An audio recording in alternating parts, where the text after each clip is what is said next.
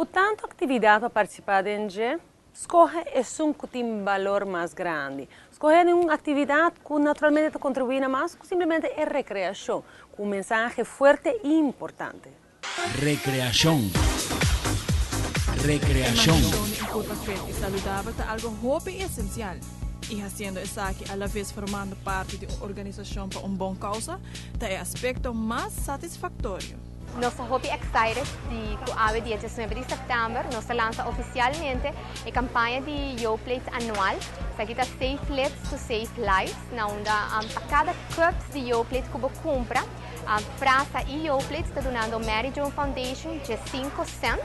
Cada vez que você depositar o leite de iogurte tem box promocional que está situado em diferentes supermercados participante. Isso é mais fácil para a como pessoa também aportar na causa aqui. A maneira boa é o lema de nossa campanha é aqui está I Pledge. Nós queremos pedir ao povo de Aruba começar a coletar boletos e depositar isso aqui no ponto de venda participante ou na oficina de França. Também me está mencionando que nessa cultura outro ano, também nós clausurar a campanha com o tremendo YoPlate Pink Walk, que está toma lugar aqui dia 3 de novembro. Isso aqui está 5 km só e é uma maneira para diferentes gente também mostrar um compromisso a trobe para o que é breast cancer awareness. E riba e dia aí também tem diferentes atividades que toma lugar onde a abo e boa família pode desfrutar de dia. Dia 3 de novembro também tem parte de canamento, qual é tradicional, mas também nós também tem duas outras atividades não. É parte de zumba e também bike tour. Caminha com tour gente por participar em ele. É para essa mesma coisa, que é na mesma 5 florim. É toda atividade, atividade de caminhada e bike tour começa às 5 horas. Maneira que caminhada 30, assim na caminhada 30 é zumba, parte de zumba vai começar.